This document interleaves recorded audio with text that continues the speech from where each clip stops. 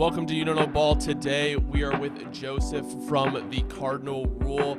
We are going to be talking about the Cardinals offseason, their draft moves, their free agency, and overall vibe kind of going into the 2024-2025 season. As always, if you don't know ball and want to know ball, be sure to subscribe. Leave a like. Let us know in the comments what you think the Cardinals record will be this year. And Joseph, just to kind of start us off before we get into the free agency and draft moves, what is the general vibe as a Cardinals, content creator, fan, from the shift from Kingsbury and Keim to Gannon and Monty?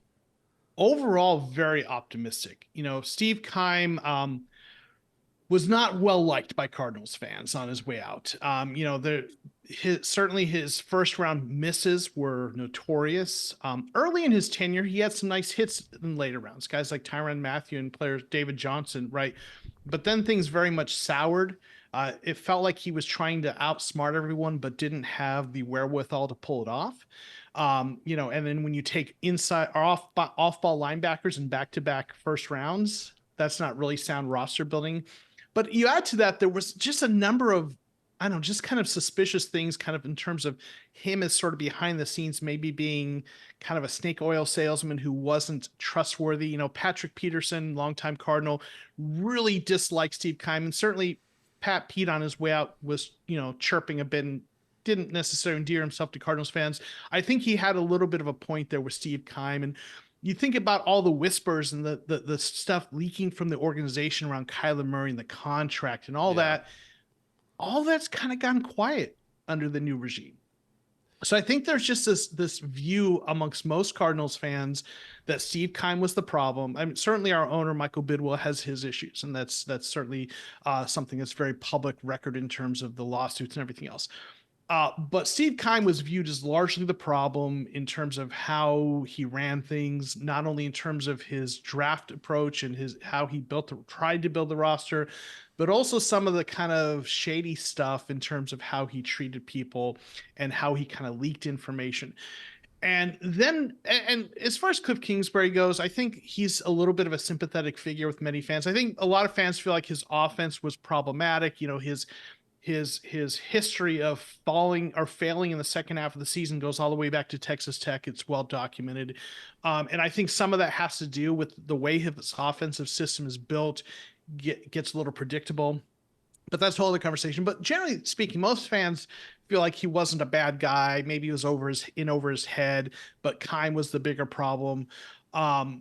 But now we have a general manager, Monty Ossenfort, just feels like an adult in the building. Comes from the Patriots system, knows what he's doing.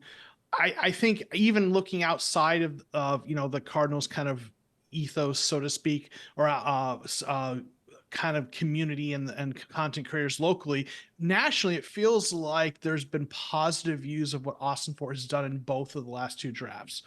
So it feels like, for Cardinals fans, Monty Ossenfort is really the core here, really believing in what he's doing in terms of how he's approaching roster building.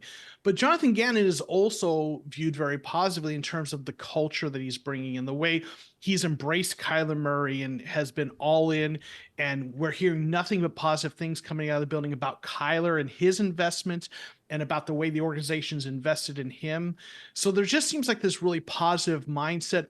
And then also, you look at it, again, even outside of the Cardinals kind of community, people were looking at this team and saying, they're not a great team, but this is one of the best 4-win teams I've seen. They play hard, right? Now, on the defensive side, there were some deficiencies roster-wise, and that's what happens in the roster reset first year, playing a lot of rookies. I think there was a stat that they had more snaps played by rookies than any other team. If not the most, it was up there. A lot of players, they're just trying to reset the roster. So they didn't have the personnel to really be effective, especially on the defensive side of the ball. Kyler Murray missing half the season on the offensive side. But overall, there's a lot of optimism what they're building, both in terms of culture and how they're building this roster. Yeah, I mean, that was something I noticed when I watched the Cardinals last year is they, while being probably a very talent-barren team from just like the foundation, they were in every game in terms of like effort. They never felt like they were just going to be a pushover. And I think that goes to show like a lot of how much, Gannon and even Monty have kind of changed the culture in Arizona. And I just from the outside have seen kind of the difference in like what gets leaked out of the front office, because I know I'm trying to remember the name of the coach, but wasn't there an issue where it was like they weren't allowed to have like team cell phones, and Kime The made them burner phones. yeah, the burner phones. And it's crazy because I can relate a little bit, I'm sure, like with the Bears, being a Bears fan, like it feels nice to have just a competent front office where it's like they just make the simple decisions. So yeah, it's very encouraging to see how Arizona's been handling itself these last couple years.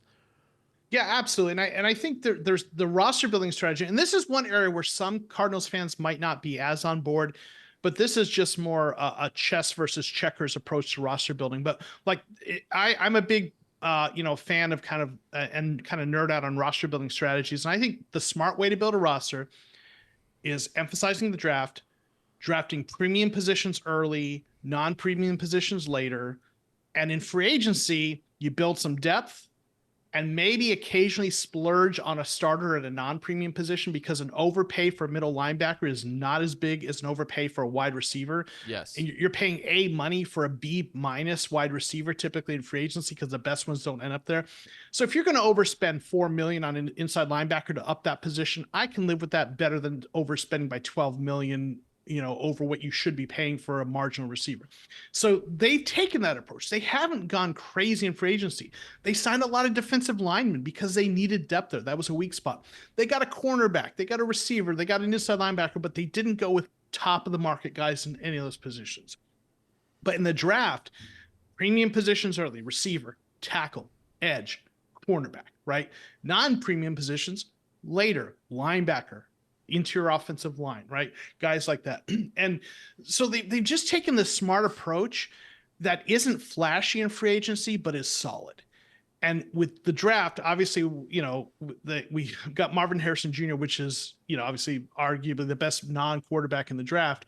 But they also got some nice cornerback depth, last year and this year, and had some players throughout the draft class last year, guys like 6th-round pick Dante Stills, defensive lineman, who played meaningful snaps and looked pretty good at points, right? So the overall approach in terms of how they're approaching things just feels really smart and sound. No, absolutely. I would say, because I was going to say to your point of you guys were saying how the Cardinals are, very competitive for the wins that they had last year. 5 games, you guys lost by, less than a touchdown. Very much winnable games against opponents that you could say had, superior rosters for sure. So the Cardinals have the formula in place, right? You guys are adding on. I think what I want to transition to next, it's only right we ask, who is your favorite draft pick that you guys had in this draft class? Man, well, I mean, obviously, I'm gonna set Marvin Harrison Jr. aside because that's the easy one, right? Right. I should have said that. Yeah, absolutely. And man, there are so many good picks across the entire draft, right? I mean, I think Max Melton at cornerback is underrated. A lot of people didn't like that pick because they wanted some of the other guys that were on the board, but they traded back. But I think he was their guy all along. Like you look at guys like Christian Jones as a tackle later, who could end up developing a starting right tackle. It was a 5th-round pick. Dadrian Taylor Demerson, such a nice pick in the 4th round, as a safety depth. But I'm gonna go with an unlikely one, and actually a guy I did a video on because I think he's just really unique, a unique cog for what they're gonna do. And it's a pick that a lot of people were kind of down on, thought it was a reach, but Tip Ryman, the tight end out of Illinois. And I did a video kind of looking at his freak athleticism. And here's the thing, like his athleticism is like, if you feel familiar with RAS, right? The stuff that they do, he is a top 10 RAS since they've been measuring athleticism for tight ends. Like he is, in terms of his movement speed, like the only tight ends out there that are comparable in terms of at least speed and things like that are guys like George Kittle and a few other, right? Others. But he's stronger than all of them. Like his 28 bench reps, I think it was, is like stronger than like most of the offensive linemen that were drafted this year. So like he moves really well, fast, good agility, super strong. But Illinois didn't feature the tight end in the passing game much, right? So he's mostly a blocker. And when you look at a guy like that, he's going to come into the league at minimum, be a really good blocker, in an offense that's going to be built around the run a lot, right? That's the, Drew Petzing comes from Cleveland. They obviously had a run heavy play action Shanahan type offense. That's what they seem to be building here. James Conner, they got Benson, who is another pick I absolutely love. But like Tip Raymond is sort of this cog that as a really good blocker that helps make that run heavy offense work. But he also is going to surprise people because even if he doesn't become like an elite receiver, when you get the ball to him in the flat, he's going to be faster than you're used to and bigger and stronger than used to, and he's going to be hard to bring down. So you add that as sort of this complement, right, to Trey McBride, who's a pretty good blocker and a really good receiver in his own right. Like those two tight ends, and they run a lot of 12 personnel, are going to be blocking and catching. And oh, by the way, Marvin Harrison Jr. to the outside, like Tip Raymond's gonna like surprise people with just some of the run after catch when everyone's trying to double Marvin Harrison Jr. and watching out for Trey McBride, and all of a sudden they get a nice little kind of trick play to Raymond and he's like taking it 30 yards and you didn't expect it. So I just think what he does in terms of blocking and what his potential is, even as just kind of a an outlet kind of dump off receiver, is going to really unlock a lot of the bigger picture things for what this offense is trying to do. I love that answer. I think I'm with you where, I saw a lot of Cardinals fans were like, even analysts were like, this is a little early for Tip, yada, yada. I'm with you 100%. So a lot of guys in college don't get utilized to their full strength. We saw what he's going to be able to do. And like you're saying, you put him next to Trey McBride, who has been one of my saviors in fantasy. So I got a lot of love for Trey McBride, coming out of nowhere and really, really surprising me, but not really know, you know what I mean? Like that jump he made from first year to second year, really big jump. So, and that's funny because, it actually leads me to a perfect transition I want to ask you some point later, but I'll just ask you now. What should we expect then from Trey McBride this year? Like, what are your expectations for a Trey McBride stat line across the course of the season with Tip being able to take some attention away from him too? That's a great question because you have Marvin Harrison Jr. now coming in, and they didn't have a true number one receiver. So to some degree, McBride, was kind of picking up some of that slack and became the number one receiver. He ended up with 800 something yards last year. Didn't start out as the starter. Obviously, he kind of flourished into that role. So I think, how sometimes when a really good player goes to a team where they are no longer in basketball, right? You have a really good player who's scoring like 27 points a game. Then they go to a team with other stars on it, and their scoring either stays where it is or even goes down, but they're more efficient and the team wins more. I think McBride's stat number line is probably actually going to be similar in the end, like 800 something yards, like it was last year, even though, again, keep in mind, he wasn't the starter from week one last year. So I think the overall week to week production is going to kind of maybe even go down a little bit to what we saw later, not because he's not playing as well, but because this team finally has other options, right? No, like Marvin Harrison Jr. and they're going to emphasize the run. So I think in the end, it's going to be 800 something yards, maybe more touchdowns, but it's going to look a little bit like a final stat line last year. But when you watch it, and the result of the wins are going to be much better, in my opinion. Yeah, I mean, no, I think I agree with that very much. I think also and this kind of transitions well because I've been really big on Michael Wilson for a while, and what he's shown as being a young receiver in an offense where he not the number one, but I mean nobody is really taking attention away from you outside of a Trey McBride, and now adding Zay Jones and you have Michael Wilson, like. What do you think, like, having those two guys, like a Trey McBride and a Marvin Harrison Jr., do you think that is really going to start to elevate Michael Wilson's impact? Like, how high on Michael Wilson are Cardinals fans? Cardinals fans really like Michael Wilson a lot. The injury thing is the concern, right? He had the injuries in college, and there was the hope that maybe that was just some unlucky stuff, right? But he's banged up this last year, right? His rookie year. I think Cardinals fans really like him as a player. That they hope for a breakout. I'm a little, just in general, I'm a little kind of hitting the pause button a little bit, or tapping the brakes on stat results for all these players, because I think this offense is going to, again, you look at like a team like Baltimore, very effective offense, puts up a lot of points, but they're so run heavy that you don't get outside their tight end, right? Andrews, you don't get a ton of receiving yards, right? You just get a bunch of, maybe a handful of guys with 500-600 yards here and there. And when you look Trey McBride and Marvin Harrison Jr. in an offense that's going to probably be more run heavy, there's just not a lot of receptions left to go around for the other guys, right? At least not consistently. So I think he's going to be another one of those guys who he's going to be very effective. Like what he's going to do is he's going to be a guy who, is going to help move the chains. He's going to be maybe a little more of a possession receiver. He's going to be very efficient and effective, I think, when he's at there. Same goes for Greg Dortch. Don't forget, Dortch the Torch, right? A fan favorite. Those guys are going to be very effective because the off defenses are having to key in on some of the other threats, Harrison, McBride, and the running of Kyler Murray, plus the run game with Benson and Connor. So I think Wilson is going to be effective, but I just don't expect a huge breakout 1,000-yard season. Maybe he gets 700 yards, and that's a really, really solid 700 he gets. Okay. So I think while we're on the subject, this is another question I wanted to ask you. And I think I'm excited for the answer because I'm curious where you stand on this. Because for me personally, he was my RB2 coming out of this year's class, only behind Jonathan Brooks, because I view Jonathan Brooks, if he can come back from injury, kind of like Aaron Jones 2.0 is how I look at him. Mm-hmm. But Trey Benson, I think, has a ton of upside in the NFL, and he can be a really fantastic player. So the question is for you, do you think, because again, I know James Conner's coming off a fantastic season, really, really good season, especially on tape, really good blocker, everything you want, right? Do you think there's a chance that we could see Trey Benson take a majority of James Conner snaps this season?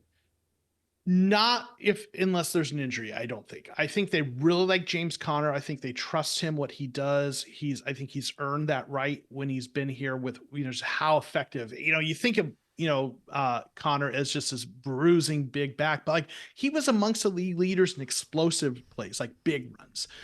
So for me, I think they're going to continue, at least for this year, to trust James Conner and reward him as the 1A back.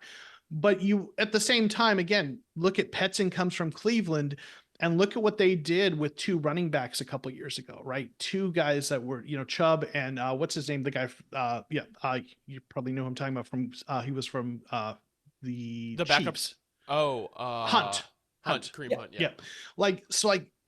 With what they're going to do, I think there's going to potentially be plenty of carries for both, but I still think, barring injury, Benson's at least another year away from being the 1A. No, and that's probably a very reasonable take.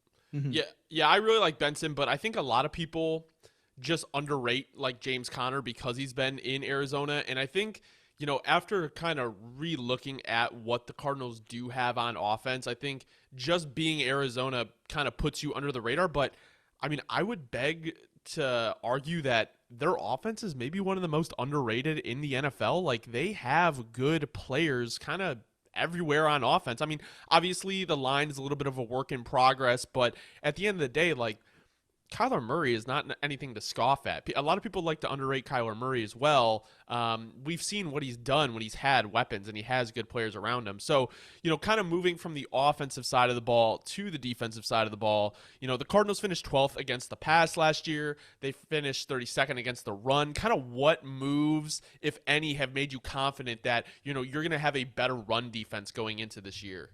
Yeah, the run defense, I think, is going to be a lot better. It's actually the pass rush that I'm really most concerned about, if anything.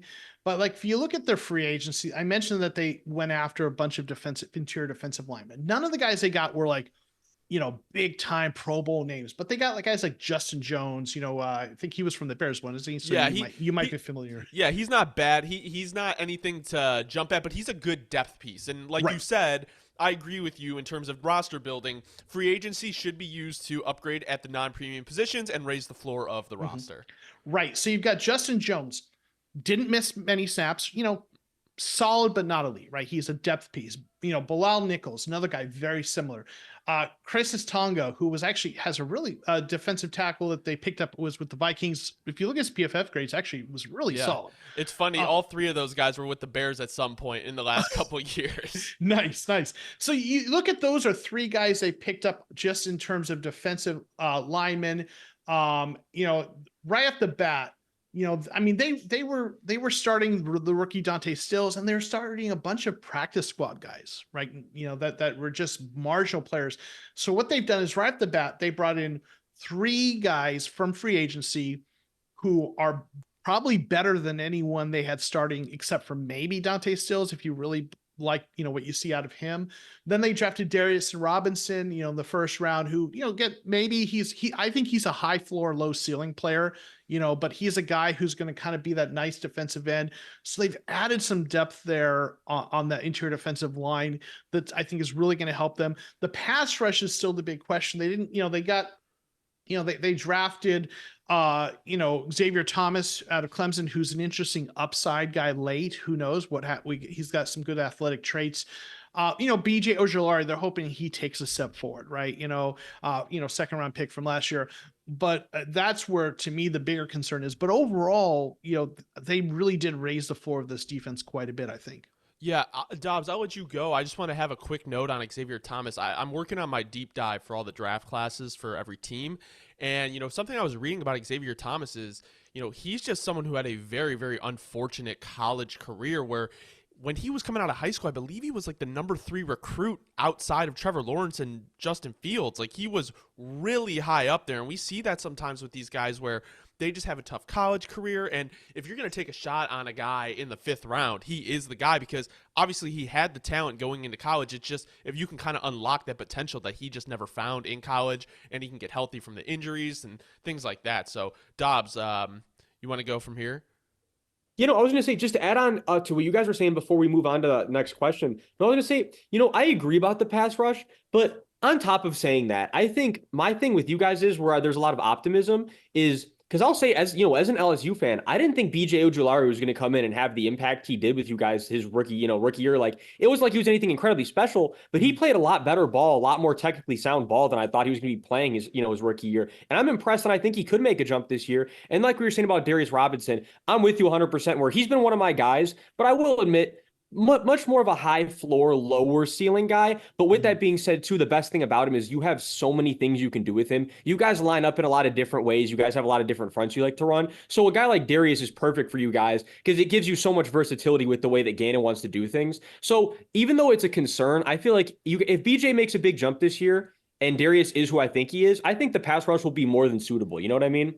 Absolutely. And then you add to that, that they're going to improve their coverage. I think, they got a lot of young guys in the cornerback room, but last year they had, Starling Thomas was starting for a while. Listen, God bless him, but he's undrafted free agent. And now they've got Max Melton, 2nd round pick, much higher upside. You've got, Elijah Jones, 3rd round pick out of Boston College. You've got Garrett Williams from last year, and then Murphy Bunting. Like, yeah, that's an unproven room, but it's a room with a lot of day 2 draft picks, and you find a lot of good quarterbacks there. So I think of it, I liken it into the Hunger Games. Someone's going to come out of there alive as a good cornerback, right? So whether it's Elijah Jones, Max Melton, or Garrett Williams, one of those guys is going to be a legitimate 1 or 2 quarterback within a year or two, right? And then between that collection of them, they're going to have better coverage than, yet, Taylor Dimmonson to, an already strong safety room, in my opinion. I think that coverage is going to help mask the pass rush a little bit, or at least help give those pass rushers time to get home. No, absolutely. And I think that's a perfect transition into our next question here. You'll love this one because, this one will make you think. There's a lot of options you can go with this one. But what Cardinal are you going to take if you had to make a bet for the biggest leap they're going to make, like statistically, in the 2024-2025 season? That's a great question. So because this would be cheating, I'm going to set Kyler Murray aside because he missed half the year, right? That's not fair, right? That is a good question. Either side of the ball? Yeah, and anywhere.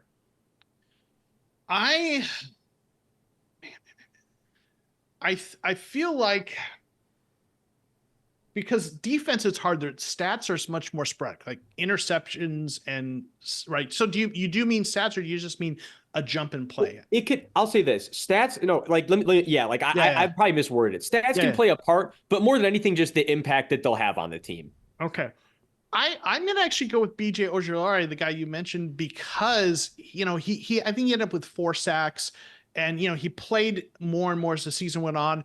But because they didn't go out and get a premier edge rusher like a lot of people thought we would, I thought we were going to get edge rusher earlier in the draft. I mean, Robinson is sort of an edge, but he's more, kind of that inside.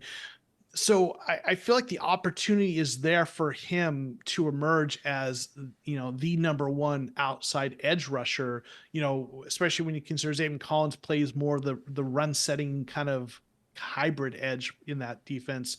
I think Ojolari is probably the guy that's going to have the bigger impact because he's going to have the opportunity. And, he was an edge rusher that was, fairly highly, viewed coming out of college. So.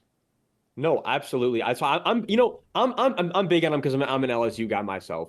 But Yeah. like I said, honestly, he impressed me a lot last year. And if he can make that another jump this year, like I didn't think he was going to come in playing how he did and get as many reps as he did for you guys as early as he did. Because honestly, he was drafted a little earlier than I expected for you guys. Mhm. But it ended up working out well for you. It ends up working out well. He was definitely one of the better edge rookies, last year, if not one of the best, just straight up. So he surprised me a lot. I think that's a great answer because I could definitely see him making a big jump, not just in terms of impact, setting the edge, being able to be that guy who's able to help the run and the pass. But I can also see him getting that sack number up a lot, and Mhm. having a really impressive guy this upcoming season. And like I said, opportunity is often the key. Like there's a number of guys you could try to, or you think, well, maybe this guy, but I don't know if anyone has a better opportunity going into year two because this team doesn't have a true number one edge rusher. So he has a chance to be that guy. No, 100%. absolutely. And kind of going off of that, when you look at a rebuild for any team, you really hope that they kind of tear it down and really restart. And unfortunately for fans, that means you have to watch a pretty bad season, pretty bad football. But it seems like obviously you guys are kind of a year away from that. Like you guys are out of I wouldn't say out of the mud completely, but you're out of like the deep ditch that the teams have to build in order to build themselves back up. What do you think is kind of the ceiling and the floor for the Cardinals going into this year? Yeah, and I'm glad you're talking about the rebuild process because I'm a huge fan of having a real systematic process. Like I think the Lions nailed that process, right? Oh yeah. Year one, you reset the roster, you bring in young players, you establish your culture. Year two, you want to be at least nipping at the playoffs. In year three, you want to be a legitimate playoff team, right? And that's the process. And I think your Bears are trying to go through that right now. We'll Yeah. see where they are on that with quarterback transition. I think it's hard to tell. But yeah, absolutely. I think last year was that really difficult to watch year that's resetting everything. This is the year where you expect the team to, in that normal replay or that normal rebuild trajectory. This year, the team, you want them to be a team that at least at some point middle of the season, people are thinking this might be a wild card team, right? At least in that conversation, whether you make it or not, right? Typically you want a team in this stage to win 7 to 9 games, right? Now, when you look at this team, obviously there's always outliers. Wheels can fall off and things can go to hell, or things can be much better than expected. But what I think is most likely, I think let's start with the floor. I mean, they were a 4-win team, like we talked about, that a lot of people said this team is a really good 4-win team. And as we've talked about, I think we all agree that they've improved their roster significantly. They may not have a great roster yet, but it's a very young roster, but they've improved the talent. So I feel like the floor is like 6 wins. Just a team that's going to have more talent, continue to play scrappy, a healthy Kyler Murray in a system that he is a little more. Remember, he never played in the system before, right? It's a completely different system for him. So he has a little more time into the system. He played well last couple of games, right? If you look at it. So they have that momentum, the better talent. And I feel like 6 wins is in in a division where there's still, most people think the fourth team. I think there may be could be the third, but they're still bottom half of the division, certainly in terms of roster. But I think 6 is the floor. And that's if a lot of things go wrong. I think the ceiling is higher. Maybe I'm drinking the Kool-Aid, a Cardinals fan. You have to. Right. But you talked about this offense because of the narrative around the Cardinals. They became sort of the whipping boy in the national media. And maybe some of that was self, induced. But I think people are really sleeping on how good Kyler Murray. He was in the MVP talk a couple of years ago for a while. And what if they protect him with run heavy offense with some of the weapons they've given him, the defense is hopefully better than it was last year. I think the ceiling is a playoff team that's like 10 wins. Now I'm not saying that's going to happen, but if this offense is what we think it could be, and the defense gets elevated to good enough, right? Even it just needs to be like somewhere in the middle third of the league as a defense, right? And the offense is as good as we think they could be. This could definitely be a playoff team that surprises people with something like 10 wins. Yeah, I mean, kind of to go with you on your point of the division, like the Seahawks let a lot of guys walk this offseason, and they did not sign many people. And, obviously they re signed Leonard Williams, and, they had their draft, and they got Byron Murphy, but I still think that they are in a position where I would bet on the Cardinals over the Seahawks. I just like what their team is, obviously, a little bit more, and I have not seen how the Seahawks have functioned. So I don't think it's completely out of the realm to say that they're not last in their division. But yeah, no, overall, I think with the way things are going and in the rebuild process, they are on the right track where all they need to do is show progress this year, and then you have another loaded draft. Then you have another good draft class. You have another good free agency, and you're right up there with the NFC is, I don't want to say wide open, but it's open enough where you can make a run at a playoff spot. The 7th spot is basically wide open, in my opinion. Yeah, absolutely. And then you've got some older quarterbacks like, Stafford's not a spring chicken, right? Right. And Kyler is still young. And so this is, and it's a conference that doesn't have Mahomes, so, or Josh Allen. So, there's going to be a lot of potential and opportunity for this team. I think they're ascending, and I'm with you on that. I think in the next couple of years, they're going to be one of those teams that are perennially in the NFC playoff picture. 100%. No, yeah, the way you guys have built, I would agree with that 100%. I mean, it's just at this rate, it's just keeping the young studs healthy, but you guys have definitely put a lot of young studs around a young stud quarterback. It usually proves to be, again, the right recipe. I think one thing you would agree on is over the next couple of years, I think I want to see more assets go into the O-line, but that's something that can happen over the years. And it's like, again, and if Isaiah, I'm blanking, Isaiah Adams, as you guys drafted this year in the 3rd round, if he ends up being, a good starter, you're only, and if Jonah Williams can come back healthy, that's the big thing, right? There's a lot of questions. Yeah. But if they can both be good guys that are good starters on the O-line for a long time, all of a sudden you really only have maybe one, maybe 2 spots left to fill long term. And you guys are definitely going down the right track to be a perennial NFC playoff team. I'm glad you brought up the offensive line, because there's a couple of things I think are really important to think about.